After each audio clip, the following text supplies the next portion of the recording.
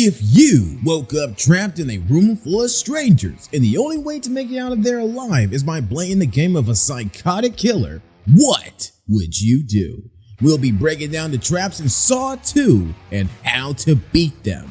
Our story begins with a police informant named Michael, who wakes up to find himself in an eerie, dimly lit room. But that's not the worst part. He's got this creepy metal contraption strapped to his head. It's like some bizarre kind of medieval looking mask. Michael starts freaking out, and who wouldn't? He realizes the mask is slowly closing in on his face, tightening with every second. A wicked voice echoes through the room, telling Michael that he had only a limited amount of time to escape the trap before the mask crushes his skull like a watermelon.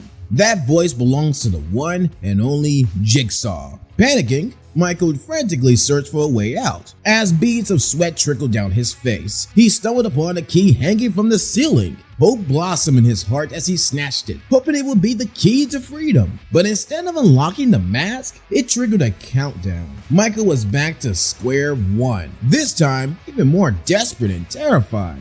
But just as all hope seemed lost, he noticed a hidden message on the mask, a clue that hinted at the real key's location. Summoning all his courage, he deciphered the riddle and discovered that the key was hidden inside his eye. Yeah, in his eye. Despite the threat of death, he refused to retrieve the key from his eye. The mask closed in on his head and he was killed. Okay, you just woke up in this room straight out of a horror flick and have this metal contraption against your neck. The contraption is divided into two parts, the front and back, and both parts are angled down from your head. The inside of both parts is spiked with numerous pointy nails. Once the game begins, the mask will close in and pierce your head with the nails if you're unable to unlock the trap within 60 seconds. The key is surgically implanted behind Michael's right eye. In order to obtain it, he has to cut it out with a scalpel lying in a toolbox before him. Now, let's explore how he could have possibly beaten this trap without resorting to extreme measures like self-surgery. If it were me and I was stuck wearing this death mask, first I tried to stay calm. Instead of panicking and pulling the wire, it's important to assess the situation carefully as if your life depends on it. Literally. By using the mirror or feeling around the contraption, I could locate the circular device with a glass face connected to the wire. It's possible that I would then be able to figure out that this was the spring-loaded timer and identify the wired pin as the trigger mechanism. Not removing the wired pin would have definitely prevented the timer from starting. After making sure the timer won't activate, I can now focus on removing the head contraption instead. Upon closer inspection, it would have been easier to notice that it was mounted on a leather harness with waistbands and shoulder straps secured by padlock. I can now use the scalpel found in a nearby box to cut the straps and lift the device off over my head. As an additional safety measure, it's also not a bad idea to jam the head contraption with a sturdy object like the metal stool, which was also present in the room. This would ensure that the device couldn't accidentally snap shut even if the timer was triggered.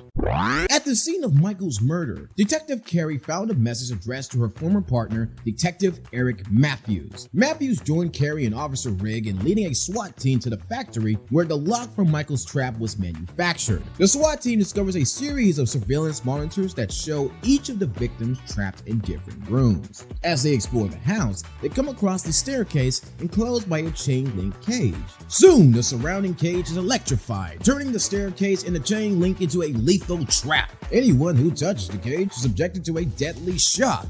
They start to panic as they realize the dire situation they are in. Back in the nerve gas house, it's like a deadly game of Clue, but instead of Colonel Mustard with a candlestick, we've got Daniel, Jonas, Gus, Addison, Xavier, Laura, Obi, and Amanda. They discovered that the large front door leading out is secured by metal bars, and the gas will cause severe internal bleeding, killing them within 2 hours. In order to survive, they must find and pass Jigsaw's tests throughout the house, which hold the key to obtaining syringes with the antidote. The victims face agonizing dilemmas, requiring them to confront their darkest secrets and make difficult choices to survive.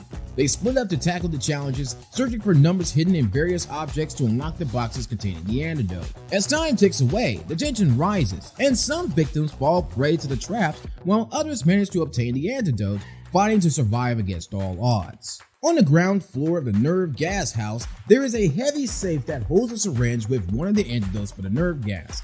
Each prisoner has a colored number written on the back of their neck, and these numbers form the combination to unlock the safe. They must enter the numbers in the order of the colors of the rainbow. As the group realizes their situation, tensions rise and they frantically try different combinations to open the safe. They struggle with trust issues and are haunted by their past actions and choices that led them to this horrific game. Daniel Matthews, desperate to survive and reconcile with his father, Officer Eric Matthews, takes a leadership role, attempting to rally the group. After multiple attempts, it is the cooperation between Amanda and Xavier Chavez that finally cracks the combination. They successfully open the safe, revealing the vital syringe with the antidote. However, even with the antidote secured, the group realizes that their misery is far from over. The twisted game of Jigsaw continues, and more deadly challenges lie ahead, testing their will to survive and pushing them to their limits. Okay, we're now at the electrified staircase. Officer Pete Baker and his fellow SWAT team members would have to carefully navigate the dangerous setup while avoiding both the leg-breaking mechanism and the electrified cage. If it were me, upon entering the Wilson Steel plant, I would remain vigilant and cautious. I'd carefully inspect the staircase, looking for any signs of tampering or suspicious elements. I'd also be on the lookout for any pressure-sensitive triggers. To avoid the leg-breaking mechanism, I would ask my team to gently press on each step before proceeding further. If we encounter any resistance or feel anything unusual, we would need to investigate it further without putting excessive pressure on the step. I would also make use of our equipment to probe the staircase for any hidden traps. For instance, I could use a long pole or a rope to test the steps from a distance. This way, we can maintain a safe distance from any potential hazards. Once I've successfully identified the rigged step, I would then mark it and avoid putting pressure on it. When it's time to descend the staircase, I'd carefully climb over the side of the railing to bypass the rigged step altogether. By doing so, I'd be able to prevent the leg-breaking mechanism from activating. After bypassing the rigged step, I stay aware of the electrified chain link cage surrounding the staircase. To avoid a lethal shock, I'd create a makeshift insulator using non-conducting materials like clothing or rubber gloves. This will allow me to touch the cage without conducting electricity. Once I've successfully navigated the staircase and avoided both the leg-breaking mechanism and the electrified cage, I would proceed cautiously to the next area. At all times, it's important to stay prepared for any further challenges that might be waiting inside the hideout. And at the nerve gas house, the victims needed to work together and think strategically to overcome the challenges set by Jigsaw to obtain the antidote syringes. Me personally, as soon as I realized we are trapped in the nerve gas house, I'd gather everyone and share vital information about our situation. We need to work as a team and trust each other to increase our chances of survival. Since the nerve gas is similar to sarin, we need to take it into account and act accordingly. Sarin is a highly toxic nerve engine that inhibits an enzyme that is responsible for breaking down acetylcholine, a neurotransmitter. The accumulation of acetylcholine leads to overstimulation of the nervous system, causing various symptoms including difficulty breathing, convulsions, and loss of consciousness. When exposed to the sarin gas, the symptoms could manifest within minutes. Initial symptoms may include a runny nose, tightness in the chest, and pinpoint pupils.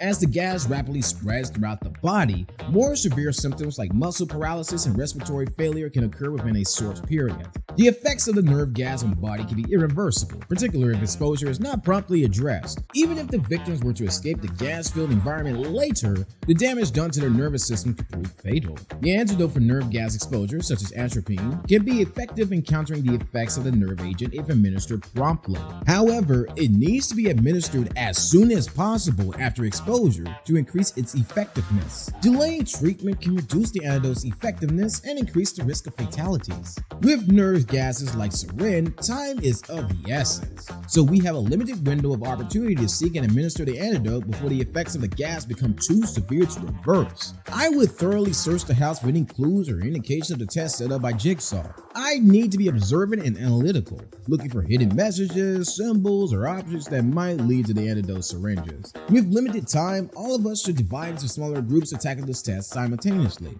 Each group should prioritize their tasks based on the level of difficulty and potential consequences of failure. Each victim possesses unique skills and knowledge. By understanding our strengths, we can allocate roles and responsibilities accordingly. I'd also be on the lookout for any unusual behavior or signs of deceit from the other victims.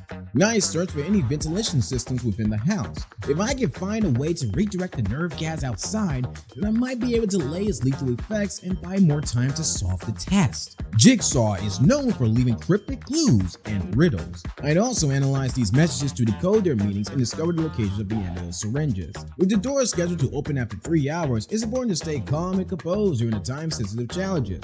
Panicking would only waste precious time and energy. Obi is now locked in a large, metallic furnace with 2 syringes of the antidote to the nerve gas that he and other victims are breathing in. One of the syringes is easily accessible, but the other one is hanging from a chain inside the furnace. If Obi grabs the second syringe, a mechanism will close and lock the door of the furnace, and the fire will be turned on. Obi has 2 hours to escape the furnace before the nerve gas kills him. Obi initially tries to grab the second syringe, but he is too slow and the door closes. The fire is turned on and Obi starts to burn alive. He tries to kick the door open, but it is too strong. He then sees a valve next to the door and he realizes that he can turn off the fire by twisting the valve. However, he is too weak to reach the valve and he eventually dies in the flames. Addison eventually decides to leave the group to search for the antidote on her own. She was severely weakened by the gas and eventually stumbled into a room with a large glass box suspended from the ceiling by 4 chains. A syringe with the antidote was glued to the bottom of the box. Instead, she tried to grab the antidote by inserting her hand into one of the 2 holes on the bottom of the box. However, she accidentally pulled off the upper part of the syringe, spilling the antidote. In a panic, she put her other hand in the second hole. Unfortunately, there were razor-sharp blades placed above the holes, preventing her from pulling her arms back out. Addison started to cry and scream for help. Xavier eventually found her by following her voice. However, he was more interested in something else. He had discovered that they all had numbers written on the back of their necks, which were all part of the combination to the safe in the starting room. Instead of helping Addison, Xavier simply checked her number, which was a blue 9. After obtaining it, he simply walked out of the room and closed the door behind him, while Addison angrily yelled at him. She eventually succumbed to her wounds and died in the room. Okay, so you are trapped in the furnace, and you know that you have 2 hours to escape before the nerve gas kills you. You have 2 syringes of the antidote, but one of them is hanging from a chain inside the furnace. If it were me, I'd know that I cannot reach the second syringe without triggering the trap, so I'd have to come up with another plan. I look around the furnace and I spot the valve next to the door. If I could twist the valve, I could turn off the fire. The valve might be out of my reach, but I know that I can use the syringes to reach it. I tie one of the syringes to a piece of string and throw it at the valve. If the syringe hits the valve, it may start to turn. I just keep throwing the syringes at the valve and eventually I'd be able to turn it off. Now, if this didn't work, there were other possible ways to deal with this. I could try to break the chain that is holding the second syringe. I could use the fire to melt the chain. I could also try to use the fire to create a distraction so that I could grab the second syringe without triggering the trap. And if it were me who fired the box with the antidotes, I would have definitely played the tape first. I would have also double checked the trap before putting my hands in. Before I get my hands in there, I proceed with caution. The box is filled with razor blades, and if I move my hands, I will be cut to ribbons. If I simply follow through the tape and then test the box first, I could then reach into the box and grab the key after making sure it's safe. After witnessing Xavier's pursuit of his son, Detective Matthews takes matters to his own hands and confronts John Kramer, aka Jigsaw, coercing him to lead him to the house where the deadly game is taking place. The police's tech team traces the source of a video while Riggs' team searches the house. Detective Carey realizes that the game occurred before they apprehended John, and they realize the timer for Matthew's game is about to run out. When the timer reaches 0, they discover Daniel inside a safe, bound, and wearing an oxygen mask. Unaware of these things, Matthew enters the house alone and ends up in the bathroom, where he is overpowered by a person wearing a pig mask. He regains consciousness, finding himself chained to a pipe and coming across a tape recorder left by Amanda. In the recording, Amanda confesses to becoming John's accomplice after surviving her own deadly trap, and she reveals her role in setting up Matthew's test during the events at the house. She intends to continue John's work after his death. Amanda appears before Matthew, sealing the bathroom door and leaving him to his fate, while John listens to his screams with a sinister grin on his face. But if you were Matthews, what would you have done? Leave your comments down below. Booyah!